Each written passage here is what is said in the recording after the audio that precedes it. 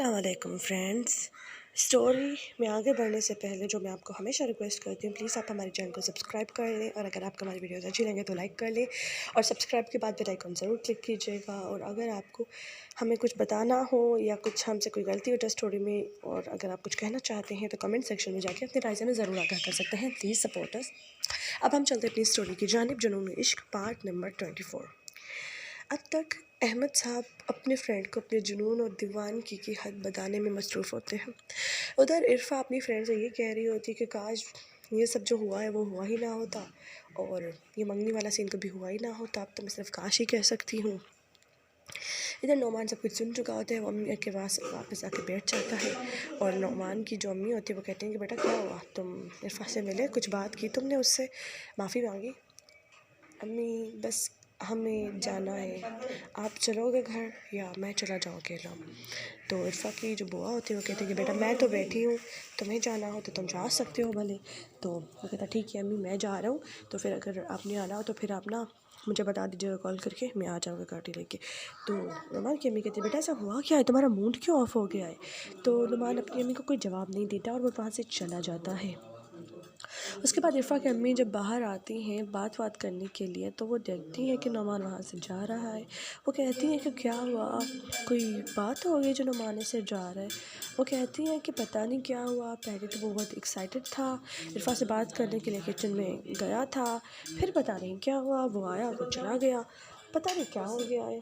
तो नुमान की जो अम्मी थी वो कहती हैं कि मुझे भी लड़का कभी समझ में नहीं आता है करना क्या चाह रहा होता है, समझ क्या रहा होता है, हमें तो हर चीज़ समझ से बाला तरी है। चलो कोई बात नहीं, हम अपने काम करते हैं, हम घर जाके ही पूछ लेंगे। तो इरफ़ा की अम्मी को ये बात बड़ी अटपटी सी लगती है कि नुमान इरफ़ा से बात करने के लिए तो आया था, फिर अजीब ऐसा क्या हुआ?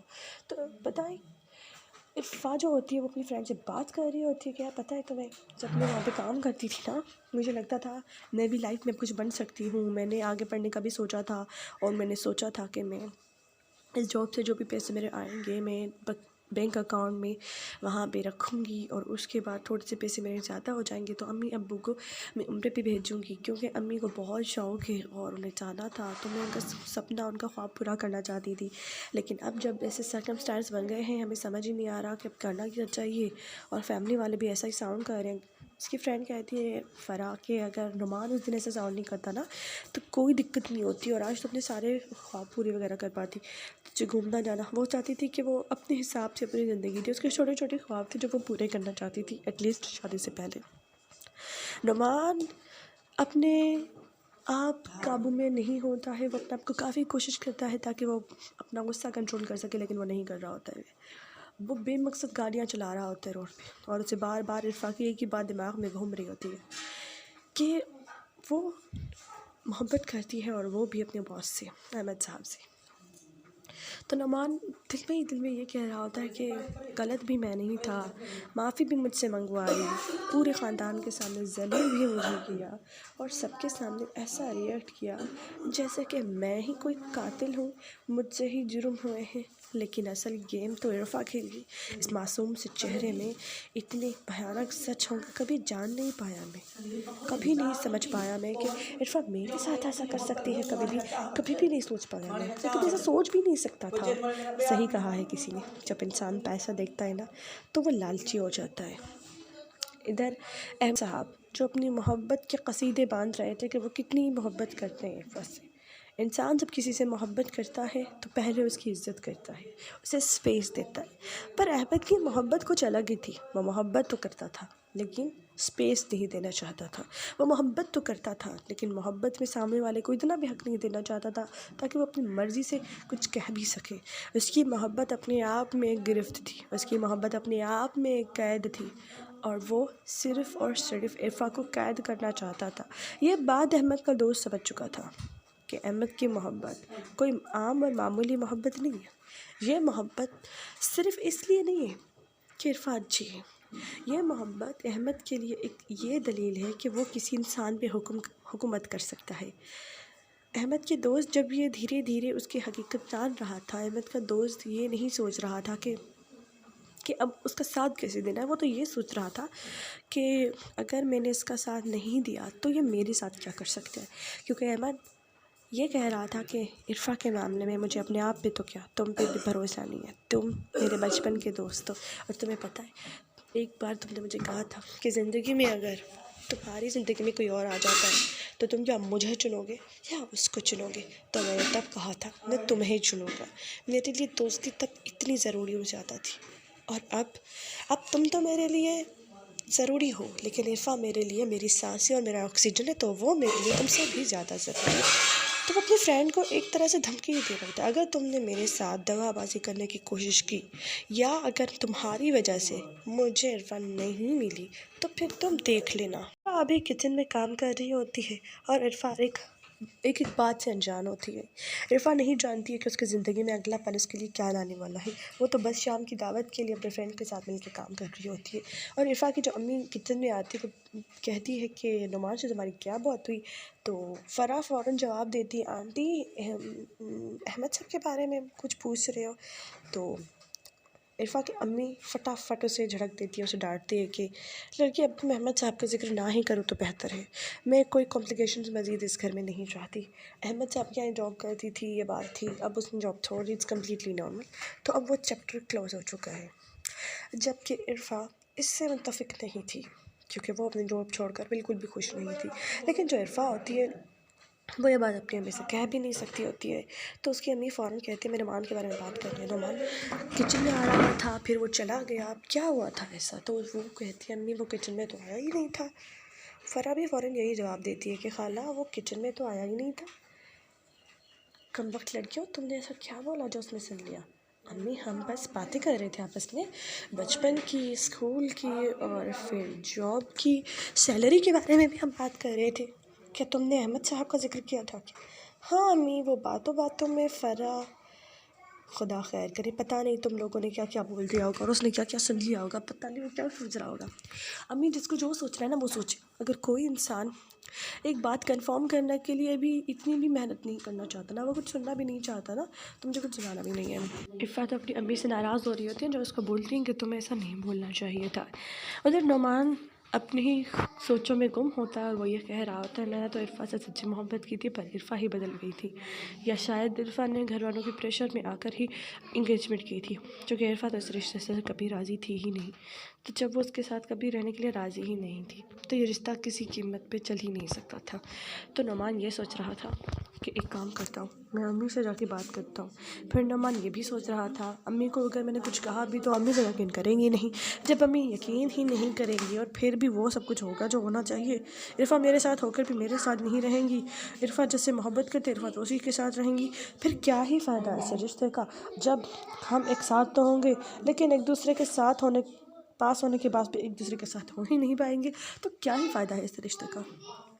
उधर अहमद साहब ये सोच रहे होते हैं कि अगर उसके दोस्त ने उसे धोखा देने की कोशिश की तो वो उससे भी मारने से गुरेज नहीं करेंगी, क्योंकि उनकी पहली प्रायोरिटी तो सिर्फ इरफ़ा थी। अब अहमद के दोस्त को भी लग रहा था कि उसने कहाँ आकर अपनी जान फंसा दी है, लेकिन अब उसके पास कोई और ऑप्शन नहीं था, क्योंकि वो अहमद के बारे में सब कुछ जान चुका था। अब मरता क्या ना करता, अब तो उसे तो ये करना ही था। तो अब अहमद साहब इरफ़ा को अपनी नज़रों के सामने रखना चाहता था, उसके घर में कैमरा लगवाना चाहता था और वो काम उसका दोस्त कर सकता था। और उसके दोस्त जो बंदूक के इंतज़ाम किया था वो इरफ़ा के घर पहुँचे थे। तो इरफ़ा जैसे ही पहुँची तो उन्होंने दरवाज़ा बजाया और उनको कहा कि मतलब मैम हम आपके लिए एक पार्सल लाए हैं। तो इरफ़ा ने कहा कि मतलब पार्सल मैंने तो कोई मंगवाया नहीं, वो ना अहमद टेक्सटाइल के मालिक ने आपके लिए भेजा है। अहमद टेक्सटाइल के मालिक ने, अरे हो सकता है वो अहमद साहब के अब्बू है ना, उन्होंने भेजा हो। हाँ ठीक है हम रख लेते हैं। और उस पार्सल में सेटिंग करके अहमद ने कैमरा लगवाया था, वो उन्होंने अपने इरफ़ा ने अपने कमरे में रख लिया था, जैसे इरफ़ा ने अपने कमरे के सिरहाने वाले हिस्से में रख लिया था। और अब जहाँ भी इरफ़ा रूम में जाती थी तो अहमद अपने कंप्यूटर पर इरफ़ा को देख पा रहा था, यानी अहमद साहब की आंखें अब इरफ़ा के रूम तक तो पहुँच ही गई थी और अहमद अब इरफ़ा पे नज़र रख रहा था। लेकिन अहमद इस चीज़ से राज़ी नहीं था कि वो सिर्फ़ इरफ़ा की एक ही जगह पे नज़र रख पाए, क्योंकि अहमद साहब को ये पता था कि इरफ़ा ज़्यादा टाइम अपने रूम में नहीं होती आजकल, वो कामों में मसरूफ़ होती है। वो सबकी हरकतों और सकनात पर पूरी तरह से देख रहा था। एक दिन इरफ़ा की अम्मी इरफ़ा को ये बोल रही होती है कि देखो बेटा, तो तुम्हें ये सारे जो रिश्ते निभाने हैं ना, मेरे बात तो तुम्हें सच्चे दिल से निभाने होगी। इरफा को अपनी अम्मी की उस दिन की बात याद आती है और इरफा अपनी अम्मी से कहती है कि अम्मी, अब हमेशा कहती है कि ख़ानदान वालों की इज्जत, रिश्तेदारी और ये वो, लेकिन कभी हमने ये तो जानने की कोशिश नहीं की कि आपकी बेटी क्या खुश रहेगी, कैसे खुश रहेगी। लेकिन आप सिर्फ तो इरफा की अम्मी को लगता है कि वो किसी और को पसंद करती है। वो कहती भी है कि इरफा बेटा, तुम किसी और को मोहब्बत करती हो, किसी और से प्यार करती हो, अगर ऐसी बात है तो तुम मुझे बता सकती हो। इरफा रो में बैठी हुई होती और अपनी अम्मी को कहती कि नहीं, अभी मैं किसी से मोहब्बत नहीं करती, अगर करती भी होती तो भी आपको नहीं बताती। इधर इरफा की अम्मी को भी यही लग रहा होता है कि शायद वही गलत सोच रही है, ऐसी कोई बात नहीं है। और अहमद साहब वहाँ सब कुछ देख रहे होते हैं। अब अहमद का दोस्त बोल रहा होता है कि तुम तो अपने मकसद में कामयाब भी हो गए, इरफा के पास ही पहुँच भी गया, लेकिन अब अगर उसने ये खोला बॉक्स तो, अरे वो नहीं खोलेगी, मुझे पता है, और अगर खोल दिया तो कुछ भी नहीं, ऐसा होगा ही नहीं, तुम देखना, इरफा के पास टाइम भी नहीं होगा। इरफा की अम्मी उस बॉक्स को देखकर कहती है इरफा को कि बेटा ये, हाँ अम्मी वो अहमद टेक्सटाइल वालों ने भेजा था मुझे शादी की गिफ्ट, तो खोल के देखा तो मैंने, अम्मी अभी कहाँ, मेरे पास तो टाइम नहीं है, अभी कुछ घंटों में आ जाएगी ना ख़ानदान वाले, तो फिर उन्हीं के लिए तगो तो जा रही है। अभी आप ये बता दें, रूम पे सेटिंग करनी सब बैठे गए या बाहर शहर में चीज़ सेटिंग कर लो। हाँ बेटा, शहर में चारपाइयाँ लगाकर, कुर्सियाँ लगाकर हम वहाँ दावत की सेटिंग करते हैं। अभी लेकिन अभी तक तो मैं तैयार ही नहीं हुई हूँ। हाँ बेटा, तो तुम तैयार होने चले जाओ। और हाँ, नुमान को भी कॉल कर लेना। अहमद साहब जब नुमान का नाम सुनते हैं तो उनके तन बदन में आग लग जाती है। वो नहीं चाहते था कि वो नुमान का नाम भी कहीं सुने।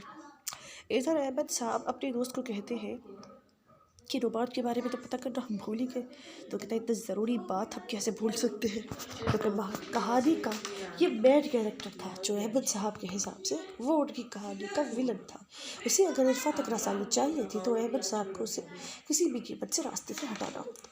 उसका दोस्त इस बात पर राज़ी नहीं था कि वह अहमद नुमान का कत्ल करे, क्योंकि अहमद इस बात को जानता था कि अगर उसने कत्ल किया तो वो बड़ा लंबा फंसेगा, लेकिन अगर वो अपनी चाल चल भी लेगा तो भी वो किसी को मारना नहीं चाहता था।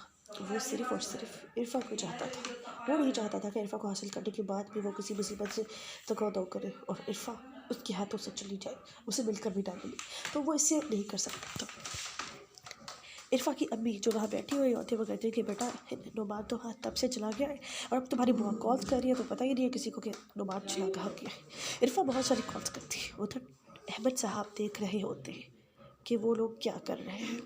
जब उसे ये सब पता चलता है कि नुमान तो वहाँ से गायब है, तो कोई भी उसके बारे में जानने में इंटरेस्टेड है नहीं, तो अहमद साहब यहाँ ये चाल चलते हैं कि अपने दोस्त को बोलते हैं कि वो दो लोग हैं ना, उनको नुमान के पीछे लगवाओ। अहमद साहब तक पहुँचना है इतना आसान जितना वो सोच रहे थे वो जा रहे हो। अब तो ये वक्त का बताना ही था कि अहमद साहब क्या कर पाते हैं, पीछे लगवा चुके।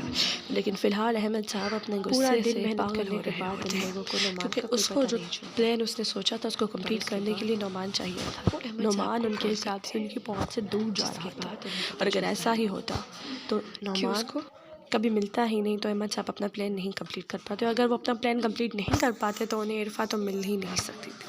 और अब वो जो करने वाले थे उससे सब